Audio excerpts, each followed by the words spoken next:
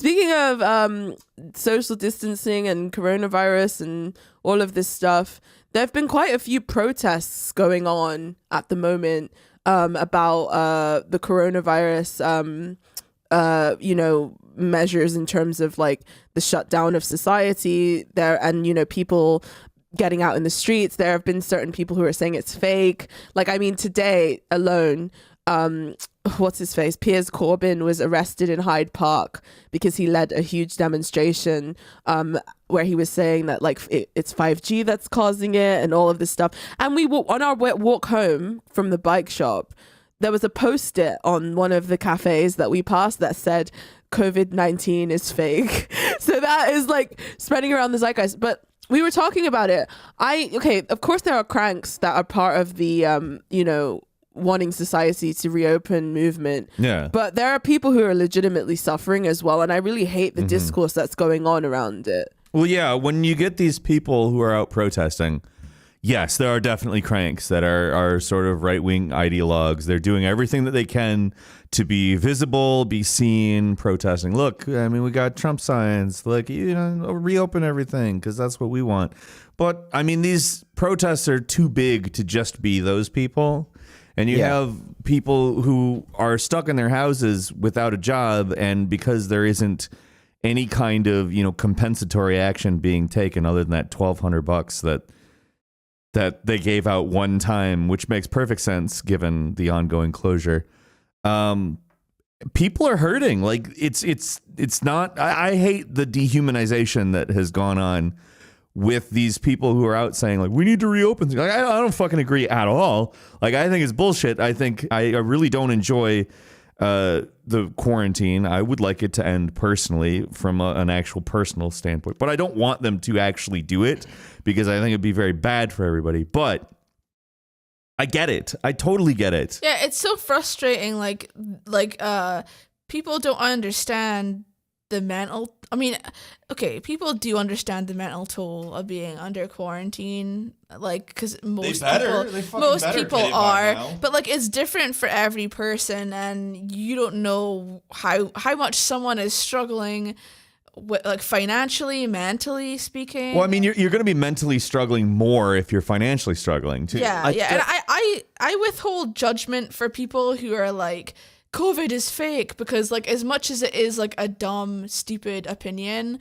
I feel like this is a really awful time and people's brains are melting. Well, you know what? COVID is fake and Jeffrey Epstein killed himself. Yeah. This is like the world that people believe, right? Like this is the point. This is why I don't have any kind of animosity or like, oh, that's a fucking stupid thing to believe, because like you've been fucking engineered to like try and ingest fake bullshit and like facades in every major fucking like catastrophe or thing that's happened over the last 20 years.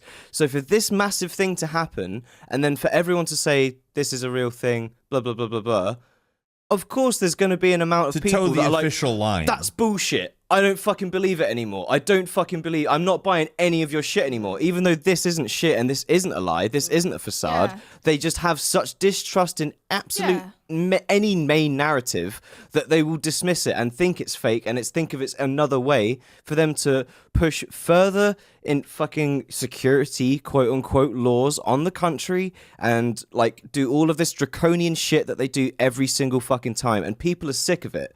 That's, I think, what I've seen more in this, in the UK at least, than anything else. It's less like, oh, when I get back to work, I have to get back to normality. It's more like, there's something going on here. I don't fucking understand it. And I sure as hell don't trust fucking you, government, or media, or anyone, because you've all lied about everything over the last 20, or more than that, over the last fucking forever. Absolutely. Like, it's a boy who cried wolf situation where, especially post Epstein, where people, after that, like the glass shattering, people are like wondering every little thing that is told to them by the government they don't want to trust, because or the media. They've heard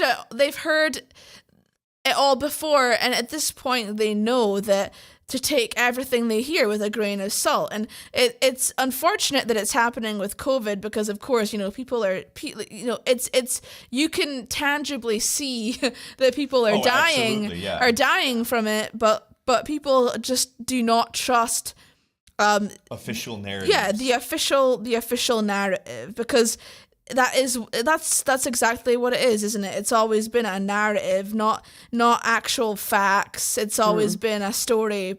Well, I mean, go back to swine flu. Like, they made this same kind of the H1N1 about a decade ago, a little bit after the stock market crashing. It wasn't something that stayed around for a really long time because, I mean, yes, it did kill people. Yeah, or even Ebola after that, which were also there was a couple of Ebola cases supposedly in the United States. But even the way that our governments have dealt with it has been absolutely abysmal. Like, like New Zealand is an example of a government that handled it well. As soon as things were announced, they shut things down immediately. Whereas the UK waited till the very last minute to shut it down, and all the while they were pushing this, everything is gonna be okay, like fucking what's his face, our prime minister, fucking Boris Johnson, was like fucking going around to hospitals, shaking hands with like COVID-19 patients, kissing babies and like, touching everyone and just being absolutely, everything's fine. It's all okay. He had somebody distill some COVID down. He just ate it on live TV. He's like, I'm eating COVID. It's fine. But yeah, they the way that the government here painted it when the crisis initially kicked off was as if it's not really going to affect us, it's fine, it's only happening over there, and then next thing you know, it happened so abruptly to the point where people are still processing it. Everything was shut down, and we have the highest death toll in Europe, in second highest in the world in the UK at the moment. And you know what's absolutely disgusting is that like China had like a massive issue with it. Vietnam is pretty close to China. And they've only had 318 cases and 0 deaths because they shut down things. Like, as soon as they saw that shit was hitting the fan, they shut everything down. They have been so diligent about making sure to contain the virus effectively. I mean, a few hundred for a nation of like tens. I think there's a lot of people, and they managed to shut everything down and like actually make sure that people are kept safe. And with the US, it just is so irritating that like we saw what was happening in China, and it was all over the news. And yet they were scaremongering. And yet there was no action being taken in these countries like Britain, the US, even though we were like, I can distinctly remember like going on like the Daily Mail or whatever and seeing like them praising China for being able to build their hospitals so fast, and oh my God, look at them doing their best. No stories about how like preparation was being taken. No stories. Like it was as if the UK and the US genuinely believed it wasn't coming. Well, it was one of those diseases that like only one race of people can get. But like, look at from my video. Yeah, no. But look at who suffers most, the most sort of vulnerable in our society. I mean, there were statistics recently released in the UK that show that ethnic minorities are suffering more than any other group when it comes to the outbreak in terms of deaths and noted illnesses.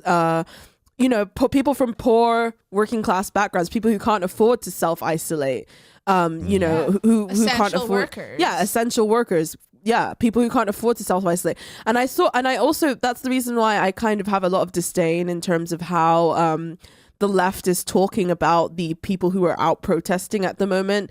People who are, a lot of those people are hurting. Some of them are cranks, yes, but some of them are people who are gonna be destitute because they have no sources of income, and they have no sources of they have no source of support to make up for the loss of the income. So yeah, there's so much nuance to this that gets lost in the look at those dumb gun-toting Trump people over there. But I guess I always find it really interesting how the left always likes to make the point that, even if you do have like a decent income, there's a lot of people who, if they miss one paycheck, their life will fall apart. Definitely. But even under with coronavirus, it's like they've forgotten this, and they've forgotten that there's people that have missed like several months of paychecks.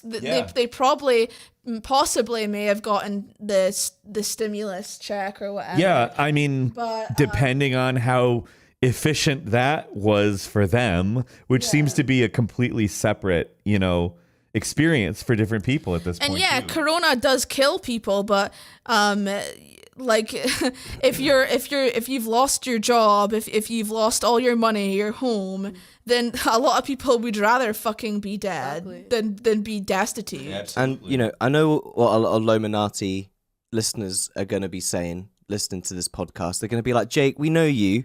Watch Plandemic. Investigate, Dr. Fauci. Educate yourself, man. This shit is fake. And you know what?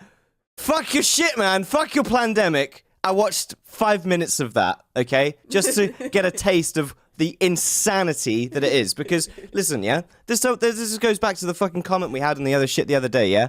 I don't believe shit just for the fucking sake of it. I believe shit that, at least goes along with general scientific fucking consensus. Present some sort of case. Yeah, there's got to be a fucking case, man. And if your case is presented by someone that has been completely fucking debunked and, ostracized by the scientific community because she keeps insisting that vaccines cause autism and damage to children, then no, I don't have fucking shit to listen to from that fucking woman's mouth at all, or from that whole fucking Plandemic documentary. So the people that, whilst I do sympathize with you, at the same time, fellas and ladies and everyone, seriously, just have a little moment, fucking, go get a cup of tea, fucking have a little think about what you just watched, okay? Have a little Google, and then, come back and have a little listen to the rest of this episode, because I have sympathy for you, but, shove it up your ass. The way my dad says it is shove it up your arse sideways.